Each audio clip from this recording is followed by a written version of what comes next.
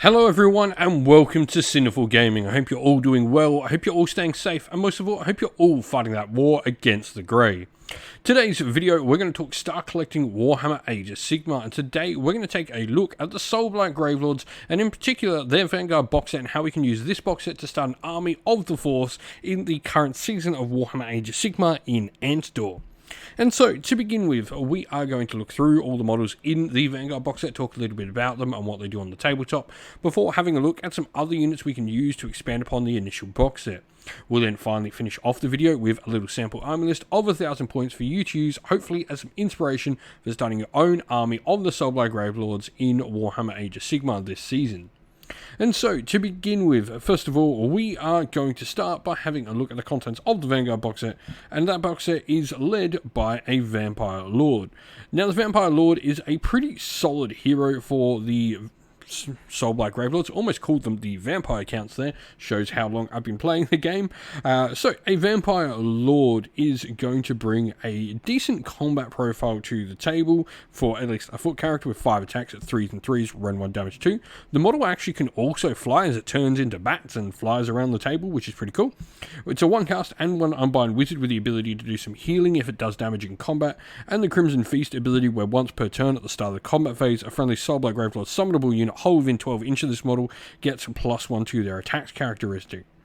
Now, joining this model, we have said summonable unit, and that is going to be one of our pure battle line units, which is the Death Rattle Skeletons. Now, we get 20 of them in this box set. They are 1 wound each with a 5+ save, and they have their ancient weapons for a single attack each at 4s and 3s, no rend damage 1. Now, the Skeleton Legion means at the start of the combat phase you can roll a dice for each slain model in the unit, and on 4+, it simply just gets back up. And the Tide of Bones and Blades means you can improve the rend characteristic of this unit's melee weapons by 1 if the number of models in this unit is greater than the unit they are choosing to attack. We then have a more elite unit in 5 Blood Knights, which are a vampiric cavalry unit. So the Blood Knights are going to provide us with some really nice heavy hitters, 3 wounds and a 3+ save. They've got their Templar Lance or Blade for 3 attacks each at 3s and 3s, rend -2, damage 1.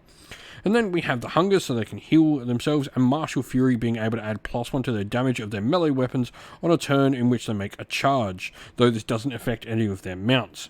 Riders of Ruin as well, models in the unit can pass across other models with a wounds characteristic of 3 or less in the same manner as models that could fly, and after they make a normal move, run or charge, you can roll a dice for any model they're passed across and potentially do some mortal wounds to them. Lastly, within this box set, we do have the Vargas. These are a really interesting unit to bring to the table, and can be battle line as well, depending on what sub-faction we are playing. Vargas have 4 wounds each with a 5+ save, but a 12-inch move and fly, as the giant wings on the models here might suggest. The Murderous Fangs and Talons are 3 attacks at 3s and 3s, rend -1 and damage 2, and you also get a bonus attack on the champion known as the Vargoyle. Now we have the Blood, Mad and Feeding Frenzy, where if the modified hit roll for an attack by the unit is a 6, you'll score 2 hits instead of 1, so exploding 6s as we would call it. Death's Descent means you can actually set the unit up off the table and deploy them via reserves 9 inch away from enemy units. They've got Hunger as well, as they are still a vampiric unit, albeit a more bestial one than say our more noble Blood Knights and the Vampire Lord in this box set, so they can potentially heal if they do some damage in combat as well. Today's video is brought to you by Gap Games, a fantastic retailer in Australia for a variety of different miniature war games. If you'd like to help support the channel, we have an affiliate link where by clicking on and purchasing, you'll help support the channel, but you'll also help support Gap Games, which is a fantastic servant to the community. And so the first thing I want to talk about on where to go next for our force is going to be the Necromancer. The Necromancer is a 1 cast and 1 unbind wizard with 5 wounds.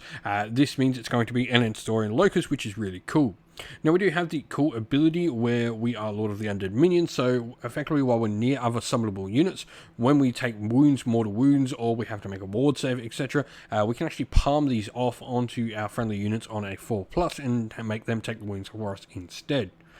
Now, we've also got a spell called Van Hell's Dance Macabre. This allows a friendly unit to attack in the hero phase immediately after its cast, which is just super good, allowing us to potentially free up some of our units that are maybe trapped into combats that we don't want to get locked into. Now, speaking of units that are summonable, these are things that go really nicely with our Necromancer. We have the Deadwalker Zombies. Dragged down and torn apart is one of their special rules. For each time a model in this unit is slain by an attack made with a melee weapon, if that model is within 3 inches of the attacking unit, you roll a dice, and on a 5+, the enemy unit will suffer a mortal wound. And the newly dead actually means when you slay enemy models, you can actually bring back models into your zombie unit, effectively, you know, turning your opponent's model into a zombie that is now in your own ranks. Now, we then have the Direwolves, which are another one of our Deadwalker units. They have 2 wounds each and a 5+ save.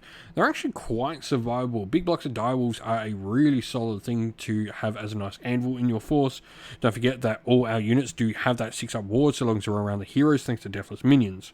On the hunt means this unit is also eligible to fight while it's within 6 inches of an enemy, meaning you can actually retreat out of combats and just sit around near your enemy where your enemy can't attack you, but you can then pile in and take advantage of all the good stuff as well. Now lastly, Endless Spells. We do have quite a few Endless Spells that I think really do benefit the Soulblight Gravelords. Being able to turn off things like commands and that when you have a lot of minus bravery abilities within your force as well is super cool. But, you know, even some just direct damage dealing and mortal wound damage dealing is really nice as well. Endless Spells in this edition with this current season, you know, we've got more wizards on the table, so you've definitely got some place to push out a bunch of them as well. And so here we have our sample army list of the Soulblight Gravelords. Now for our sub-faction here, we have chosen to go with the Legion of Night. This is men from Von Carstein's personal sub-faction for the Soulblight Gravelords, and what this is going to give us is a few different rules. So Ageless Cunning is actually really fun, and when you learn to use this properly, it will take time to learn to use this rule properly. Once per turn during the enemy charge phase, after an enemy unit finishes a charge, you can actually counter-charge with one of your own units. This is really powerful. Swift form as well means your vampire heroes can actually just teleport around the battlefield, and we do have a bonus rule as well for our Into the Jaws of Death for our monstrous characters to use as a monstrous rampage, which is really nice. Now we do have the grand strategy of Lust for Domination. What this grand strategy will do is we have to control more of our own grave sites. Then we have a Triumph as we are 20 points under, so we've gone for taking the Inspired for +1 to wound. Now our Vampire Lord will be our general, and they're going to have the command trait, which is Unbending Will. This means our summonable units actually count as 2 models instead of 1 while contesting objectives that are wholly within 12 inch of the general. And then we have the Necromancer as well, who's going to have the artifact of Morbeg's Claw, which allows us to give +2 to casting roll for friendly Legion of Night units around them, though they can't run or retreat or move pretty much in any way while they're doing this. Spell-wise, the Vampire Lord has gone for Hoarfrost for some extra rend, and then we have Waste Away to lower the amount of damage coming out of enemy attacks on our Necromancer. Battleline-wise, the Vargas in this force will actually become Battleline thanks to playing in Legion of Night. We then have 20 Dead Rattle Skeletons and the 20 Deadwalker Zombies. Our other unit consists of a Blood Knight unit, and then we have the Geminids of Ulgush as an endless spell for some really good ability to turn off some of the commands.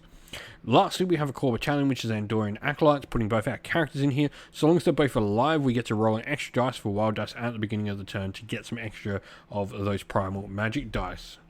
But if you've got some ideas on how you would build up your force with the Soulblight Gravelords using the Vanguard box set as its core in the current season of Warhammer Age of Sigmar, let us know your thoughts down in the comments below. And so, thank you for watching. We hope you enjoyed the video. If you did, please don't forget to leave a like, subscribe to the channel for more content, and also drop a comment down below letting us know what you thought about the video.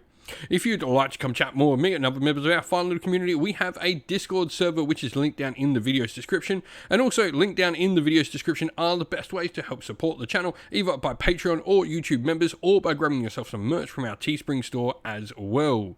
All of those are linked down in the video's description, and a special thank you to our YouTube members and patrons. We'd like to give you all a shout out, so thank you to our YouTube members John Castle, Disco, James Tillman, Monty Tabletop Terrain, Ariana Edwards, Broken Chef, the Johnny84, Lock Lorick, Ronya, Greenroots Gaming, and our patrons Wasaren, Kenny Lyle, Outer and Shot First, Andrew Bowen, Cure Dynamic, JJ Austrian, Average Wargaming, Domir, Mark Harvey, James Cater, Benjamin Swallows, Redman, Iron Grinch, Colorblind Magic, Grimscold, and Andy C.